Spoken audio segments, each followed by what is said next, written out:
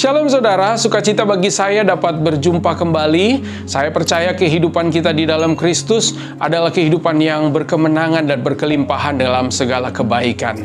Firman Tuhan di dalam kitab 2 Timotius 3:16 mengatakan, segala tulisan yang diilhamkan Allah memang bermanfaat untuk mengajar, untuk menyatakan kesalahan, untuk memperbaiki kelakuan, dan untuk mendidik orang dalam kebenaran.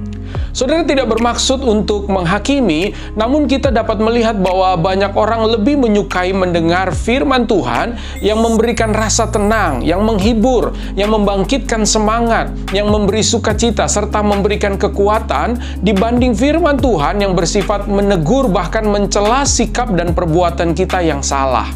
Hal ini tentu bisa dimengerti, sebab memang benar firman Tuhan itu berkuasa untuk menghadirkan kekuatan, menghadirkan sukacita, ketenangan, kedamaian, serta penghiburan di kala duka dan berbeban berat.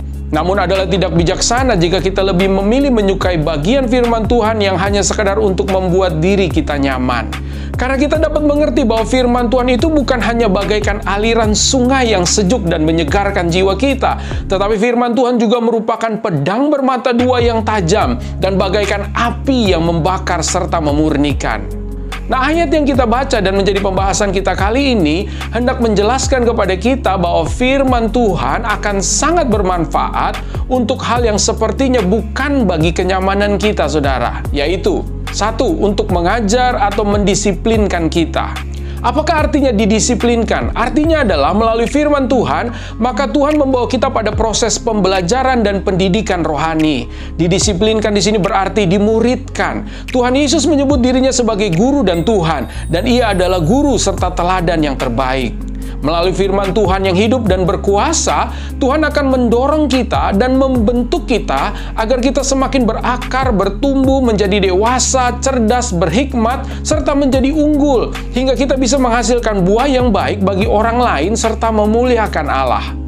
Meskipun pengalaman didisiplinkan itu berat dan tidak nyaman, namun semua orang pasti mengerti bahwa hasil dari disiplin adalah baik serta berharga. Dan ketika Tuhan mendisiplinkan kita, maka hasilnya adalah keadaan yang harmoni antara kita dengan Allah, yang menjadikan kita indah menurut pandangannya. Yang kedua, untuk menyingkapkan kesalahan kita. Firman Tuhan adalah terang, saudara. Pada terang tidak ada kegelapan. Terang itu baik, bahkan mengalahkan kegelapan. Melalui firman Tuhanlah Allah akan menerangi seluruh aspek kehidupan kita, serta menyingkapkan segala hal yang hina di dalam hidup kita.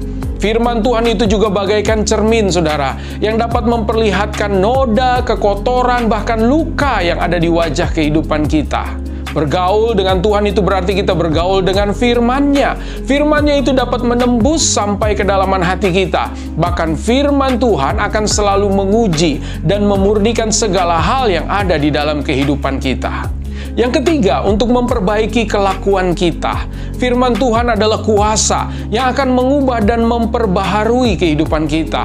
Firman Tuhan bahkan dapat melahirkan kita kembali menjadi ciptaan yang baru.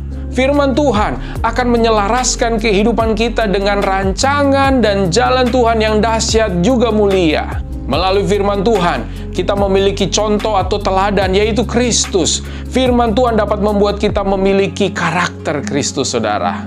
Dan yang keempat, untuk menjadikan kita orang benar. Siapakah orang benar? Orang benar adalah orang yang hidupnya telah diubahkan dan dibenarkan oleh iman kepada Kristus. Namun orang benar juga berarti orang yang hidupnya benar-benar memiliki kualitas kebenaran. Berbeda dengan orang dunia, orang benar itu akan hidup oleh iman, sebab tanpa iman tidak mungkin orang berkenan kepada Allah. Orang benar adalah orang yang layak untuk menerima mahkota kebenaran, mahkota kehidupan, serta mahkota kekekalan yang disediakan Allah bagi kita. Sebagai penutup, saudara, firman Tuhan itu adalah sumber segala anugerah yang ada di dalam kehidupan kita. Dari manakah datangnya rahmat Tuhan yang dikatakan setiap hari? Tentu dari firman Allah, yaitu melalui setiap sabda yang keluar dari mulutnya Allah. Dengan firman-Nya lah Ia menghidupi kita setiap hari. Dengan firman-Nya kita mengalahkan dosa dan kegelapan. Dengan firman-Nya lah Ia telah menyelamatkan kita. Haleluya! Terima kasih saudara sudah menyaksikan video ini. Selamat melanjutkan kehidupan yang berkemenangan bersama Kristus. Doa saya buat setiap saudara, Tuhan Yesus memberkati. Immanuel, Ia menyertai kita senantiasa.